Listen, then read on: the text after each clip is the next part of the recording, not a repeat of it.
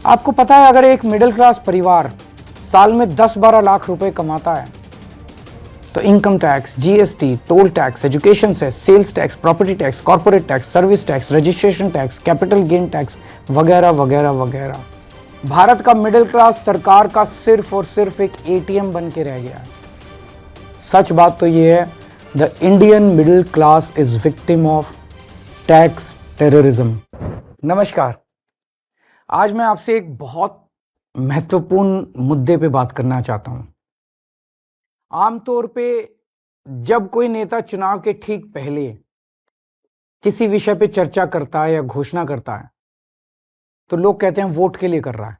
कई वादे किए जाते हैं धर्म के नाम पे, कई वादे किए जाते हैं जाति के नाम पे, कई वादे समाज के निचले तबके के लिए किए जाते हैं और कई वादे कुछ चंद उद्योगपतियों के लिए किए जाते हैं। ये ऐसा क्यों करते हैं? क्योंकि बाकी पार्टियों ने धर्म और जाति के नाम पे अपने वोट बैंक बना रखे हैं और बड़े बड़े उद्योगपतियों को खुश करना होता है क्योंकि उनसे चंदा लेना होता है। तो ये एक तरह से बड़े उद्योगपति उनके नोट बैंक हैं और बाकी लोग उनके वोट बैंक हैं। इस वोट बैंक और नोट बैंक के बीच में एक बहुत बड़ा ऐसा वर्ग है जो पिस के रह गया है। वो ना इधर का है ना उधर का है, और ये वर्ग है भारत का मिडिल क्लास। कोई भी पार्टी आज मिडिल क्लास के हित की बात करने को तैयार नहीं है। ऐसा क्यों है? आजाद भारत के 75 वर्ष में एक के बाद दूसरी पार्टी आई, एक सरकार के बाद दूसरी सरकार आई, और इन सब लोगों ने मिडिल क्लास को दबा के, डरा के, निचोड़ के रखा हुआ है। मिडिल क्लास और सरकार का एक बड़ा अजीब रिश्ता है।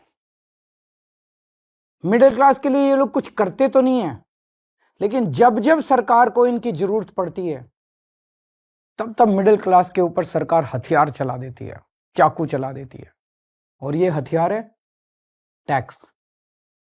लाखों करोड़ों की संख्या में मिडिल क्लास टैक्स भर भर के देता है देश चलाने के लिए, लेकिन बदले में मिडिल क्लास को क्या मिलता है?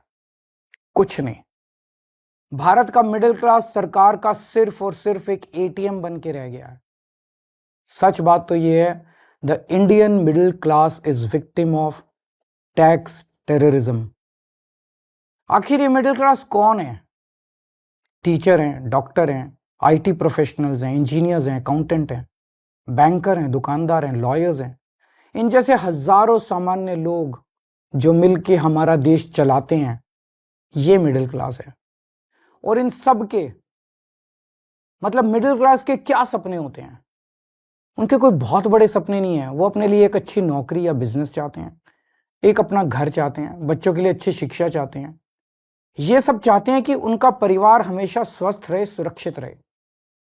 इन सब को पूरा करने के लिए एक आम आदमी, एक मिडिल क्लास का आदमी अपनी पूरी जिंदगी दिन रात मेहनत करता है और बस यही उम्मीद करता है कि उसे सरकार से कुछ थोड़ी सी मदद मिल जाए।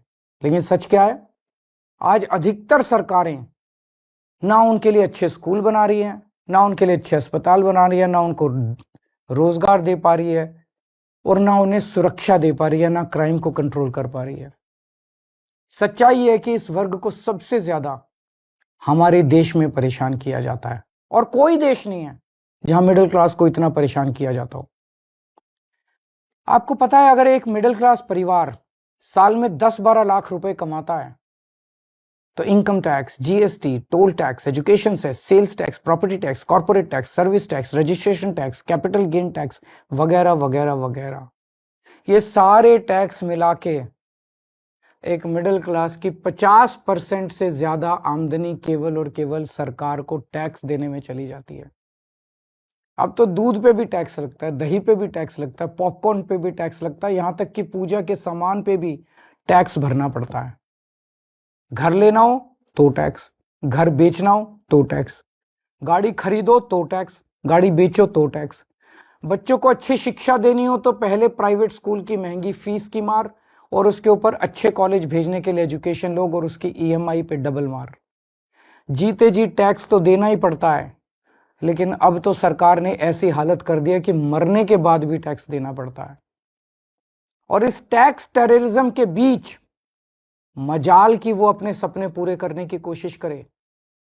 सच्चाई ये है कि आज एक यंग मिडिल क्लास कपल, शादीशुदा कपल, उसके लिए फैमिली प्लानिंग एक फाइनेंशियल डिसीजन बन गया है। जब वो बच्चा पैदा करते हैं तो पहले सोचते हैं, उनके मन में सब, क्या हम इस बच्चे की परवरिश अफोर्ड कर पाएंगे? कहां पहुंच गया हमारा समाज।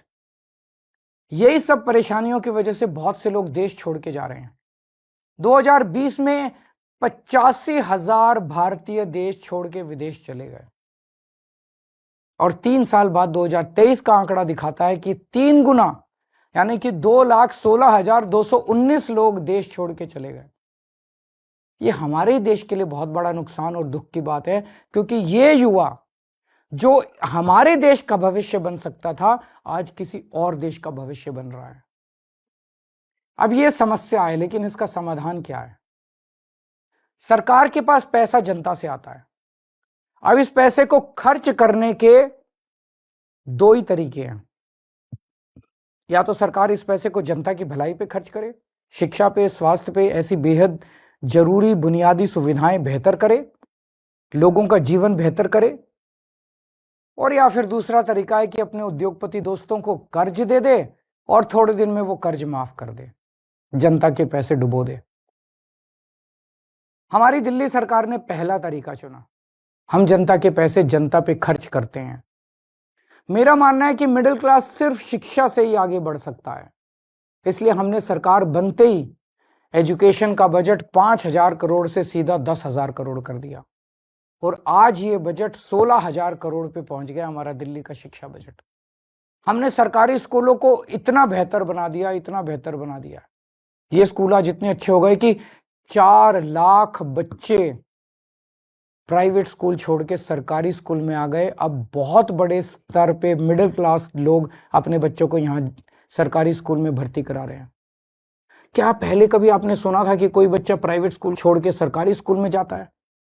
और इतना ही नहीं, हमने प्राइवेट स्कूलों को फीस बढ़ाने पे कैप लगा दी, और हजारों बच्चों को उनकी सालों पुरानी फीस रिफंड करवाई है दिल्ली के अंदर। जो पिछले सालों में उन्होंने गलत फीस ले ली थी, कई स्कूलों से हमने फीस रिफंड कराई है। क्या आपने कभी एक आम आदमी को स्कूल के फीस का रिफंड मिलते हुए सुना है? तो आप ही बताइए, क्या हमने आप ही के टैक्स के पैसे शिक्षा में इन्वेस्ट करके, शिक्षा का बजट बढ़ा के, स्कूल बेहतर करके, प्राइवेट स्कूलों की फीस पे कैप लगा के, क्या हमने कोई गुनाह किया है? हमने मिडिल क्लास को महंगाई की मार से बचाने के लिए बिजली और पानी के बिल कम कर दिए। आज देश के सभी बड़े शहरों में सबसे सस्ती बिजली दिल्ली वालों को मिलती है। और इतना ही नहीं, हमने आपके टैक्स का पैसा इंफ्रास्ट्रक्चर में इन्वेस्ट करके पूरी दिल्ली में बिजली की सप्लाई 24 घंटे कर दी, जबकि 10 साल पहले दिल्ली में 8 से 10-10 घंटे के पावर कट लगते थे। ये करके मिडिल क्लास को अगर हमने थोड़ी सी राहत पहुंचाई है, तो क्या हमने कोई गुनाह किया है? हमने सरकारी अस्पताल बेहतर बनाए। सरकारी अस्पताल से रेफर होकर प्राइवेट अस्पताल जाने वालों की सारी सर्जरी फ्री कर दी। आपको जान के ताज्जुब होगा कि हमारे मोहल्ला क्लिनिक की सबसे ज्यादा डिमांड दिल्ली के मिडिल क्लास इलाकों से आती है। तो क्या आपके टैक्स के पैसों से अच्छे अस्पताल और अच्छे मोहल्ला क्लिनिक बना के एक आम आदमी को अच्छा इलाज करके हमने कोई गुनाह किया है क्या? अब इस मिडिल क्लास के अंदर भी एक वर्ग है जिनके बारे में सरकार ने कभी नहीं सोचा, वो है हमारे सीनियर सिटीजन। सीनियर सिटीजन्स ने, हमारे बुजुर्गों ने पूरी जिंदगी ईमानदारी से टैक्स भरा। मोटे मोटे तौर पे देखें तो एक एवरेज मिडिल क्लास का आदमी रिटायर होते होते कम से कम अपनी पूरी जिंदगी में 1 से 1.5 करोड़ रुपए का टैक्स तो दे ही देता है। इसके बदले में उसको क्या मिलता है? भगवान ना करे उसको कोई बड़ी बीमारी हो जाए, ना उसको इंश्योरेंस कंपनी कुछ देती, ना सरकार उसका हाथ पकड़ती। इसलिए आने वाले चुनाव के बाद हम दिल्ली में संजीवनी योजना लागू कर रहे हैं। इस योजना के तहत 60 साल से ऊपर के सभी सीनियर सिटीजन्स को सरकारी और प्राइवेट अस्पताल में बिल्कुल फ्री इलाज मिलेगा। तो आप बताइए, अगर आपके टैक्स के पैसे से आपके घर के बुजुर्गों को ही नहीं, पूरी दिल्ली के हर बुजुर्ग को अच्छा इलाज मिल जाए, तो क्या हमने कोई गुनाह किया है क्या?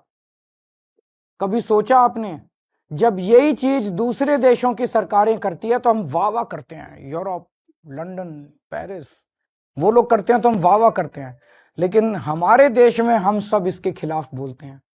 ऐसा क्यों होता है? इसका कारण है कि सरकार ने मिडिल क्लास को एक तरह से मानसिक गुलाम बना दिया है। जब आपका ही टैक्स में दिया हुआ पैसा आपके ऊपर खर्च होता है या समाज पे खर्च होता है, तो उसको फ्री की रेवड़ी कह के आपका अपमान किया जाता है। हाँ, ये बात तो सच है कि आपके पैसों से बहुत सारे गरीबों को भी बिजली पानी मुफ्त मिलती है, बस ट्रैवल मुफ्त मिलता है। आप सोचते होंगे मेरे पैसे से किसी और पे ये क्यों लगाया जा रहा है, लेकिन आज मैं आपसे कहना चाहता हूं, इसका जवाब मुझसे बेहतर आपके माता पिता देंगे। आज हमारे जो छोटे छोटे शहरों में मिडिल क्लास है ना, इनमें से 99% के माता पिता गरीब थे। उन्होंने अपने खून पसीने की कमाई से गरीबी से मिडिल क्लास तक पहुंचने का सफर तय किया है। उनसे पूछ के देखना, उनको सरकार अगर थोड़ी सी मदद दे देती, उनको सरकार से थोड़ी मदद मिल जाती, थोड़ी सहूलियत मिल जाती, तो उन बचाए हुए पैसों को जोड़ के वो क्या क्या कर सकते थे। मुझे यकीन है कि उनका जवाब ये होता कि वो पैसा वो अपने बच्चों के भविष्य के लिए संवारते, यानी आपकी जिंदगी बेहतर करने में लगाते आपके माता पिता। इसी तरह जब जनता का पैसा जनता पे खर्च होता है, तभी देश का निर्माण होता है। लेकिन ताज्जुब की बात यह है कि करोड़ों की तनख्वाह पाने वाले, लाखों की गाड़ियों में घूमने वाले, महंगे महंगे सूट पहनने वाले पत्रकार, एयर कंडीशन स्टूडियो में बैठ के मिडिल क्लास को मिलने वाली छोटी छोटी राहतों पे सवाल उठाते हैं। बड़े बड़े सरकारी कोठियों में रहने वाले नेताओं को आप ही के पैसों से फ्री बिजली मिलती है, आप ही के पैसे से फ्री पानी मिलता है, आप ही के पैसे से ऐशो आराम की सारी सुविधाएं मिलती है, तब उसे फ्री की रेवड़ी नहीं कहते। हमने दिल्ली में मिडिल क्लास को राहत देने की पूरी कोशिश की और आगे भी हम करते रहेंगे। मिडिल क्लास को ऊपर पहुंचाने में कोई कसर नहीं छोड़ेंगे, उनको राहत देने में कोई कसर नहीं छोड़ेंगे। और आज हम केंद्र सरकार से भी ये अपील करते हैं कि हमारे देश के असली सुपर पावर भारत के मिडिल क्लास को पहचाने। आज मैं ये ऐलान करता हूं कि मैं और आम आदमी पार्टी सड़क से लेकर संसद तक मिडिल क्लास की आवाज बनेंगे, उनकी आवाज उठाएंगे, उनके मुद्दों को उठाएंगे। आज से 2 हफ्ते के बाद देश का अगला बजट आने वाला है। इस लोकसभा के सत्र में आम आदमी पार्टी के सांसद मिडिल क्लास के मुद्दे संसद में उठाएंगे। मिडिल क्लास की आवाज की गूंज अब संसद में सुनी जाएगी। हम ये मांग करते हैं कि देश का अगला बजट मिडिल क्लास को समर्पित हो। आज मैं केंद्र सरकार से 7 डिमांड कर रहा हूं, 7 पॉइंट डिमांड्स मिडिल क्लास की तरफ से। पहला, शिक्षा का बजट 2% से बढ़ा के 10% किया जाए, प्राइवेट स्कूलों की फीस पे लगाम लगाई जाए पूरे देश में। दूसरा, उच्च शिक्षा के लिए, हायर एजुकेशन के लिए सब्सिडी और स्कॉलरशिप्स दी जाएं। तीसरा, हेल्थ का बजट भी बढ़ा के 10% किया जाए और हेल्थ इंश्योरेंस से टैक्स हटाया जाए। चौथा, इनकम टैक्स की छूट की सीमा को 7 लाख से बढ़ा के कम से कम 10 लाख किया जाए। पांचवा, एसेंशियल कमोडिटीज के ऊपर, आवश्यक वस्तुओं के ऊपर से जीएसटी खत्म किया जाए। छठा, सीनियर सिटीजन्स के लिए मजबूत रिटायरमेंट प्लान और पेंशन की योजनाएं बनाई जाएं और देश भर में सभी सरकारी और प्राइवेट अस्पतालों में सीनियर सिटीजन्स को मुफ्त और अच्छा इलाज दिया जाए। और सातवां, बुजुर्गों को पहले रेलवे में 50% कंसेशन मिलता था जो बंद कर दिया गया, उसे दोबारा चालू किया जाए। ये है हमारा मिडिल क्लास का मैनिफेस्टो। अगर आप हमारे मिडिल क्लास मैनिफेस्टो से सहमत हैं तो हमारी वेबसाइट middleclassmanifesto.com पर साइन करें और आप अपनी भी आवाज केंद्र सरकार तक पहुंचाएं। अगर देश का पूरा मिडिल क्लास एक साथ एकजुट होकर अपनी आवाज उठाएगा तो सरकार की हिम्मत नहीं है कि वो आपकी आवाज ना सुने। सरकार को आपकी आवाज सुननी पड़ेगी। नमस्कार, जय हिंद।